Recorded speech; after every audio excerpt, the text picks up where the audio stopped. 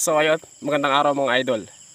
Tulad ng pinangako ko sa inyo na pagka wala na tayong masyadong trabaho, ay i-update ko kayo sa mga tanim nating kalabasa. So ito na yun.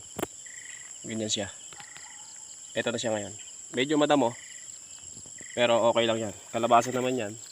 Nag-i-exist yan kahit medyo madamo. Hindi katulad ng mga talong o ibang halaman, mga kamatis. Madali siyang masira.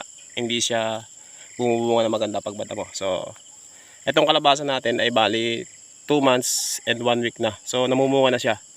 Bali na nakaraang linggo medyo sobrang haba ng ulan dito sa amin. 3 weeks yata yun. Medyo naapektuhan na konti yung kalabasa natin. Pero okay lang. Maganda pa rin yung response niya sa atin. Natutuwa lang tayo kasi first time natin nagtanim ng kalabasa. Tapos maganda yung response niya. So pakita ko kayo ng bunga. Eto. Bunga. Malaki na. Malaki na yan. Tapos ito, bunga. Bunga yan mga idol. Tapos ito, bunga na rin yan. Marami na siya actually. Hindi lang tayo makapaglakad kasi sumasabit yung mga paa natin. So sa magtatanong kung anong variety ng kalabasa natin, ito po ay Suprema. Dito sa lugar namin, dalawang klase lang ang kalabasa yung hinahanap sa market. Suprema at saka yung isa na tinatawag na Tagalog o yung Hugis Bombilya, hindi ganun yung tanim natin. Suprema tong sa atin. So maganda yung performance niya, mukhang kahit pa paano makakabawi tayo sa puhunan, and then kahit paano may pabili pa tayo ng tamban. So eto, bunga malaki, and bunga malaki. Nakakatuwa kasi pag naglalakad tayo, hindi natin namamalayan, sumasabit yung paa natin.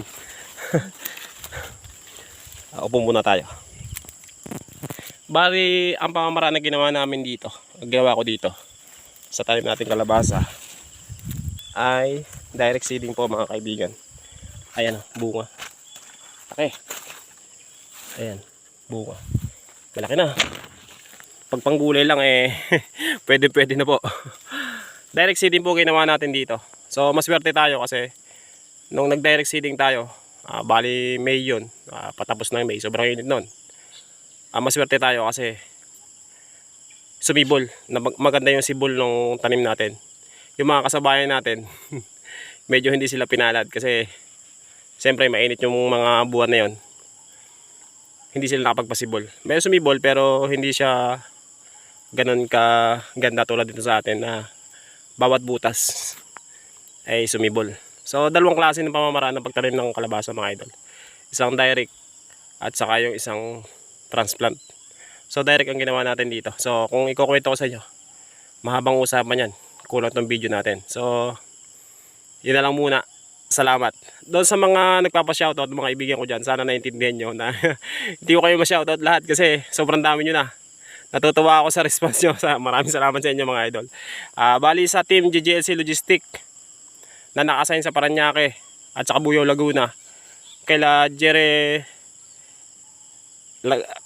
Lagunday, idol, shoutout sa iyo. Sa presidente ng GGLC Logistic, Sir Joboy Pedrosa, idol, sir, shoutout po sa inyo. Yun lang, salamat. Saan man kayo naroon ngayon, mag-ingat kayo palagi and God bless.